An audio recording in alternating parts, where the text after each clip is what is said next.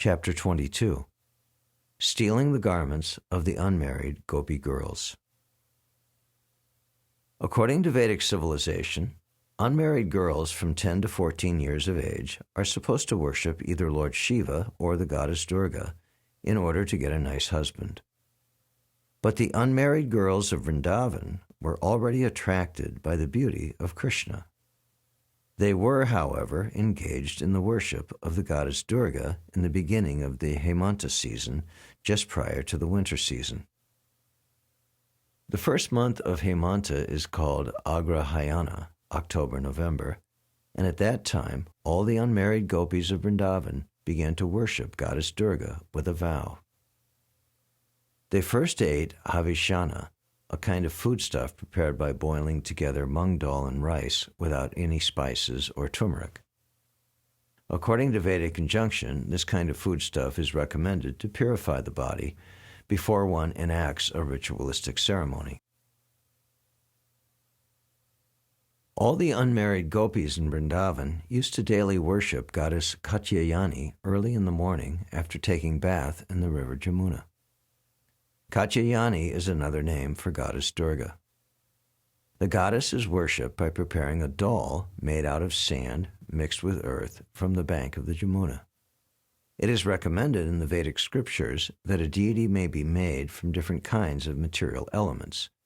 It can be painted, made of metal, made of jewels, made of wood, earth or stone, or can be conceived within the heart of the worshipper.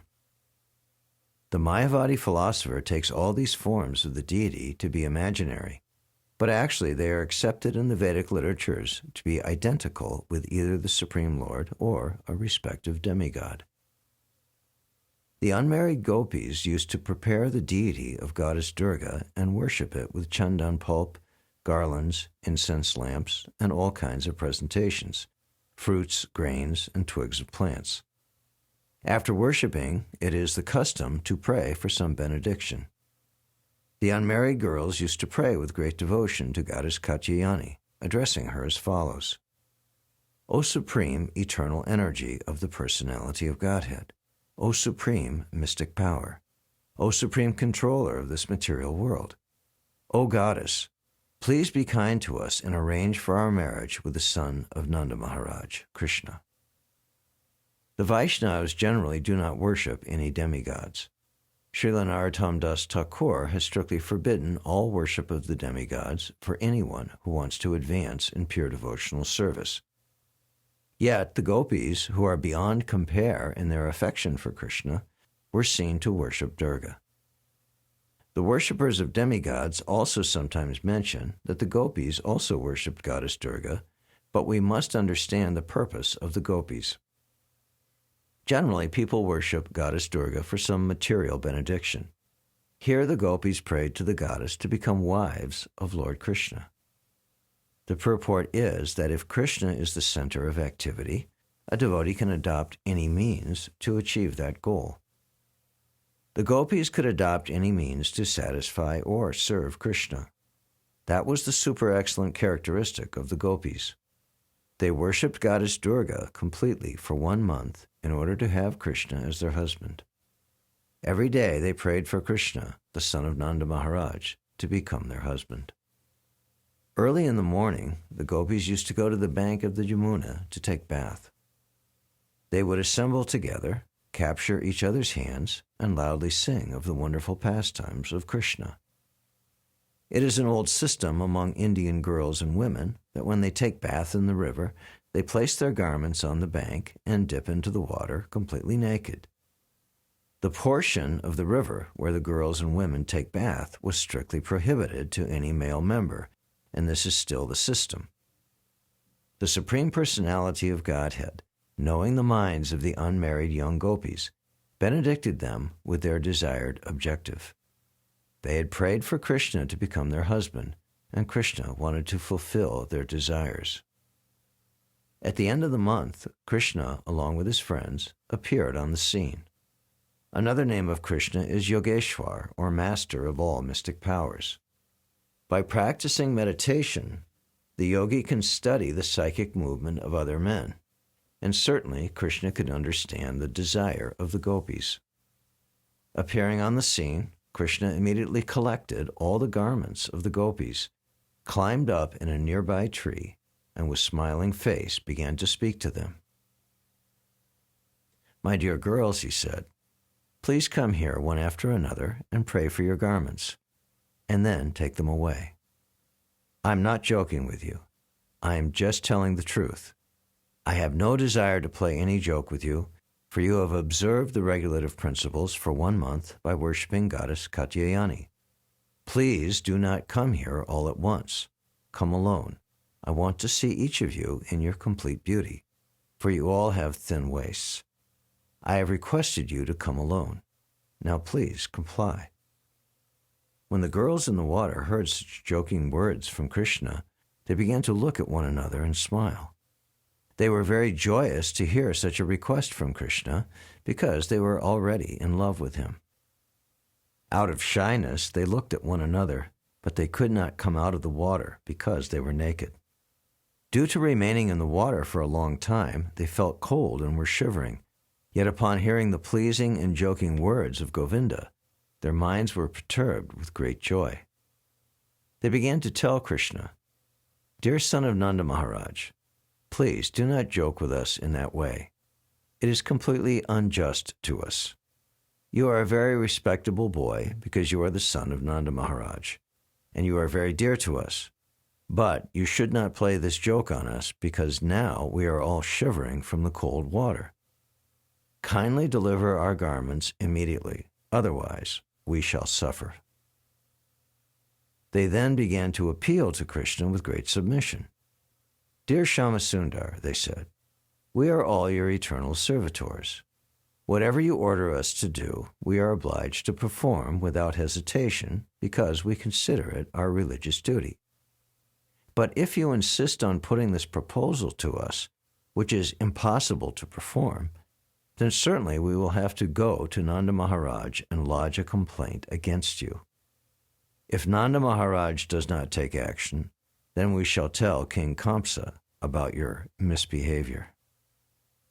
Upon hearing this appeal by the unmarried gopis, Krishna answered, "My dear girls, if you think that you are my eternal servitors and you are always ready to execute my order, then my request is that, with your smiling faces, you please come here alone, one after another, and take away your garments. If you do not come here, however, and if you lodge complaints to my father, I shall not care anyway, for I know my father is old and cannot take any action against me." When the gopis saw that Krishna was strong and determined, they had no alternative but to abide by his order.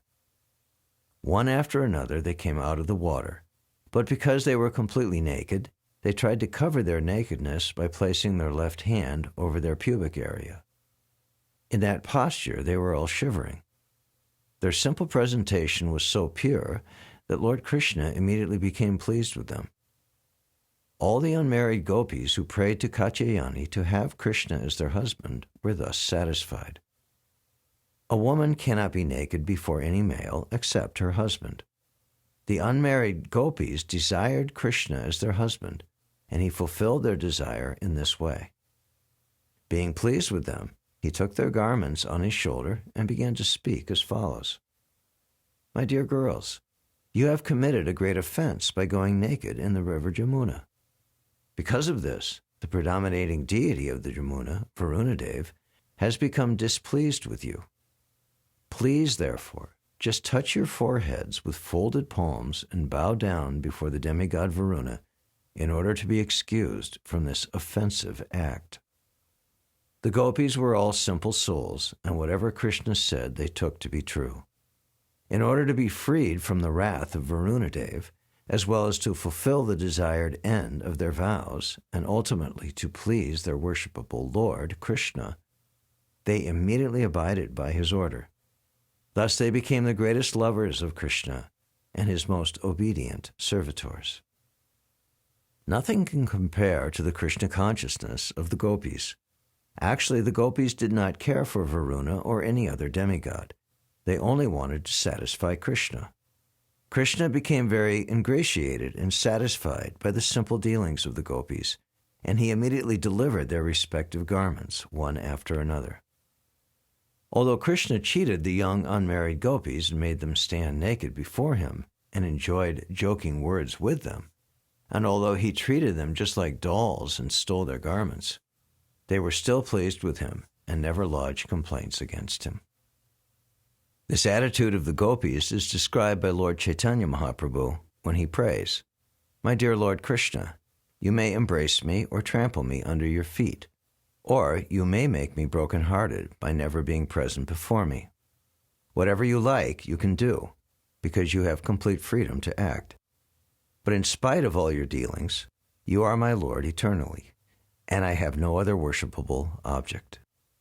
This is the attitude of the gopis toward Krishna. Lord Krishna was pleased with them, and since they all desired to have him as their husband, he told them, "My dear well-behaved girls, I know of your desire for me and why you worshipped Goddess Katyayani, and I completely approve of your action. Anyone whose full consciousness is always absorbed in me, even if in lust, is elevated. As a fried seed cannot fructify, so any desire in connection with my loving service cannot produce any fruitive result, as in ordinary karma. There is a statement in the Brahma Samhita, Karmani nirdahati kintu chabakti bhajam. Everyone is bound by his fruitive activities, but the devotees, because they work completely for the satisfaction of the Lord, suffer no reactions. Similarly, the gopis' attitude toward Krishna, although seemingly lusty, should not be considered to be like the lusty desires of ordinary women. The reason is explained by Krishna himself. Activities in devotional service to Krishna are transcendental to any fruitive result. My dear gopis, Krishna continued, your desire to have me as your husband will be fulfilled because with this desire you have worshipped Goddess Katyayani. I promise you that during the next autumn season you shall be able to meet with me, and you shall enjoy me as your husband.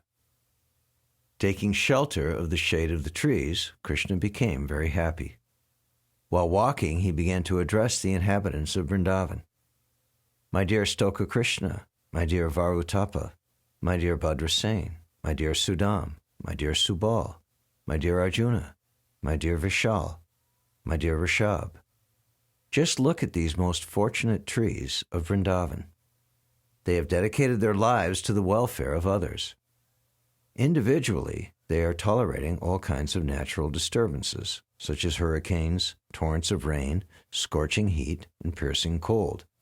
But they are very careful to relieve our fatigues and give us shelter. My dear friends, I think they are glorified in this birth as trees.